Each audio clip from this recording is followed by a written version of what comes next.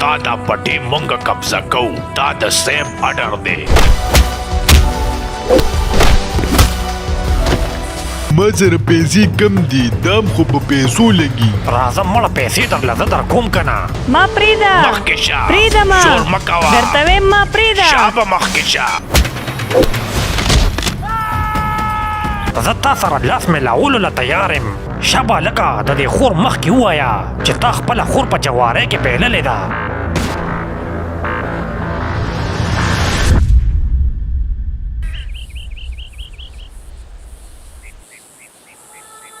بیا قادرجان خپل کور کې ولاړی او لاسو کې ورسره تمانچه او دی خودکشي کولو والی، ولې چې د زوی د لاسه یې مال او عزت دواړه ختم شي.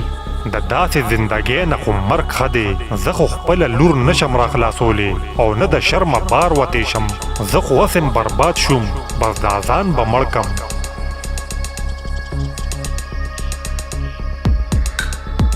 قادرجان په ځان ډس کولو والی چې دې کې ښځه بار راوځي او قادرجان وویني. یا سړیه دا څه کې خدای ته وګوره ځان مړ نه کې، ولې ما چاته پرېږدې؟ ښځې زما نور برداشت نشته.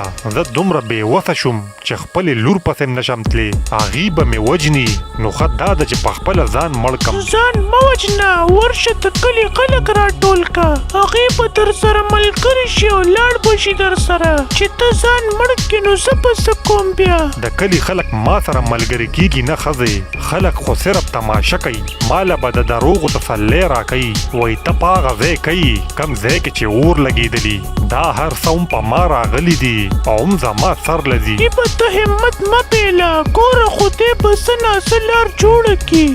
قادرجان ته ښځه خبرې وکړي او د خودکشۍ نه یې بچ کړي.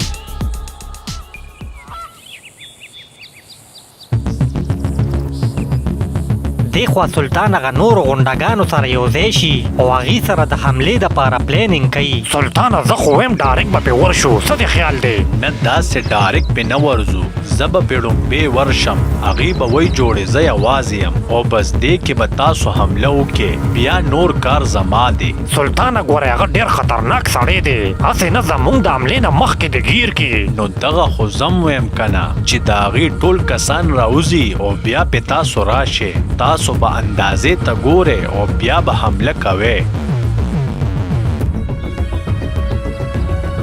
دی دا خبرې کوي چې دې کې د دې یو چمچه راشي او هغه ورته وایي نیکه ما خو معلومات وکړو، د هغه غونډه په دیره کې کسان دومره نشته، ولې چې د هغې څه کسان د غونډه هغه زوی سره تللي دي. او بل خبر دا دی چې د هغه زوی د کلي د یو کس نه د هغه زوی او لوره مغوا کړي دي. هغه زوی خو یې ورله وویشتو، خو اوس هغه جینۍ سره په زوره واده کوي. ښه دا سوی، بس چې کله موږ د دیرې نه راوځو نو سیده به هغه جینۍ پسې ځو او هغه به راخلاصو، دې له به د دې خبرې سزا ورکو.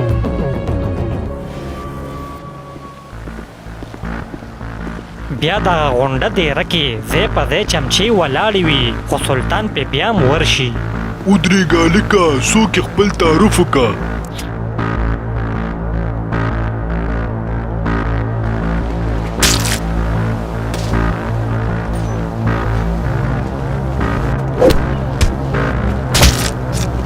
سلطان هغه دوه کسان ووخي او بیا مخکې روان شي.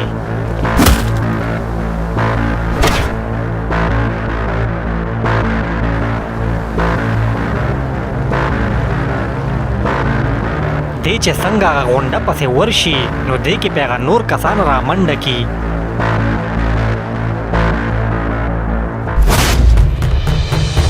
ولې تا سوې چې زه دلته یوازې ناست یم څه؟ ستا جرت څنګه وشو چې ته زما دیرې ته راغلې؟ کو تا زما نه ځمکه په زوره اغستې وه نو زه به بیا هم تا پسې مرګ له نه وم راغلی، خو چې تا زما مور مړه کړه نو زه به اوس تا هله پرېږدم چې کله دې مړ کم. ته ړومبې د دې ځای نه ژوندې خو لاړ شه که نه، بیا به ما مړ کې. ته د ازمري خولې له راغلې بچې، هلکه دې ختم کې. دا غونډه چې څنګه خپلو چمچو له اډر ورکي نو سلطان هم خپلو کسانو له اشاره ورکي.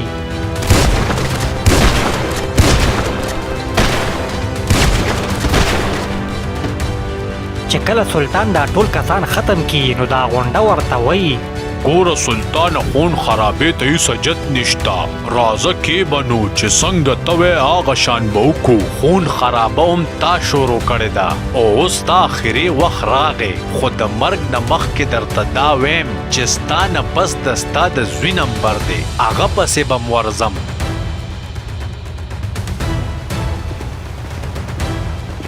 سلطان ولګي او دا غونډه په چاړه ووهي او مړې کي او بیا اخره کې جهانګیر ته مخامخ شي سلطانه ګوره زه دې له راغلی وم چې ستا تپوس ته وکړم ستا نه مخکې ورسره زه نښتې وم ما ته خپلې سپایانې مه کوه ما ته د هر څه پته لګېدلې ده چې دې هر څه کې هم ستا لاس دی ما ته ډېر مخکې مور ستا باره کې ویلي وو چې ته یو غدار یې خو زما په سترګو ستا د ملګرتیا پټۍ لګېدلې وه او یو درته بله خبره کوم چې زما پلار هم ستا د پلار د وجې مړ شوی و ستا پلار هم دې غونډله کار کو او هم دغه شانې زما پلار وجلی و نن به زه د خپل پلار بدلم واخلم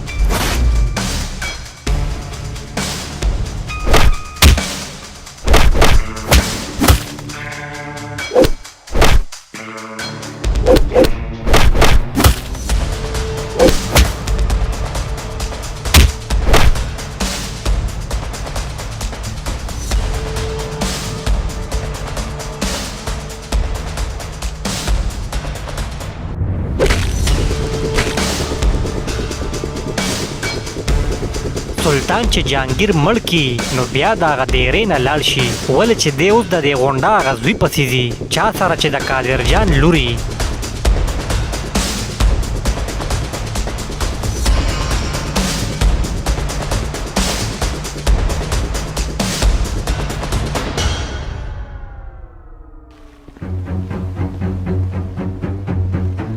سلطان چې هلته ورسي نو د دې غونډه زوی په هغه جینۍ تمانچه ایښې وي که خواله راغلې نو دې له به مې دا کپرۍ الوزولي په حیا کې د دې ځای نه ځه ما خو ته به ډېر نرې خو ته خو د خپل پلار نم سیوا وختې خو دومره درته ویم چې ستا سر کې دومره خوروا نشته چې ته ډزو کې ډز کولو دپاره غټه جګره پکاري او هغه جګره تا سره نشته زما د صبر امتحان ماخله ما درته ووی چې لاړ شه د دې ځای نه کنې ښه به درله نه یي زه ټیک ته که ته دومره نرې نو وکړه ډز زم ګورم چې تا کې څومره جګره ده دغه غونډه زوی ډز نشي کولی او دغه شان ولاړي نو دی کې د امجد هغه ملګری د شاته نه راشي او په چاړه یې ووهي ودرېږه ستا سر وداغم د امجد دا ملګری په خپله غوسه ساړه کي ولې چې د ده ملګری وجلی وي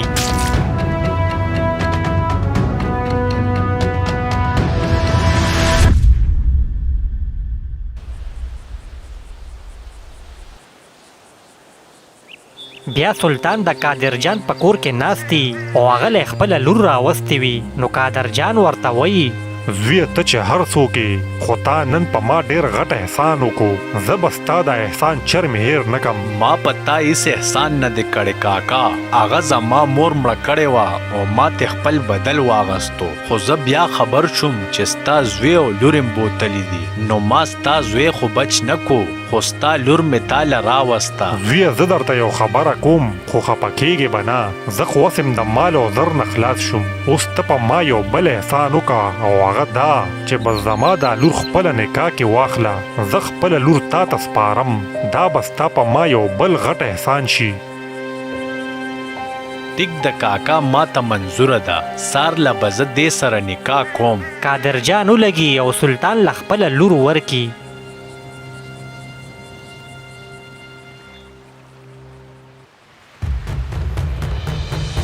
بیا د خان په دیره کې د سلطان نکاح وي او دیګونه باندې شوي او سلطان د کلي خلک راغوښتي وي او هغوی ته وایي تاسو ټول ما دې له راغوښتې یې چې نن زه د قادرجان لور په نکاح کې اخلم کو چام قادرجان پسې خبرې وکړې او یا یې د ده بېعزتي وکړه نو هغه ته به سزا میلاویږي ما ستاسو ټولو بدله واغسته او اوس په دې کرسۍ زه کښېنم دې د پاره نه چې زه په تاسو ظلم وکم بلکې دې د پاره چې زه تاسو کې انصاف وکم او ستاسو روزګارونه ښه کولو کې تاسو سره مدد وکم زه ستاسو ټولو شکریا ادا کوم چې تاسو زما نکاح کې شریک شوې ستاسو د ټولو ډیره مهرباني سلطان دا غځای باچا شي او هغه ټول خلک د ده بادشاهت قبول کړي اوم دې سره دا کہانی ختم شي ګرانو کتونکو کو ویډیو خوښه شوي نو لایک یې کړئ او چینل ضرور سبسکرایب کړئ ډېره مننه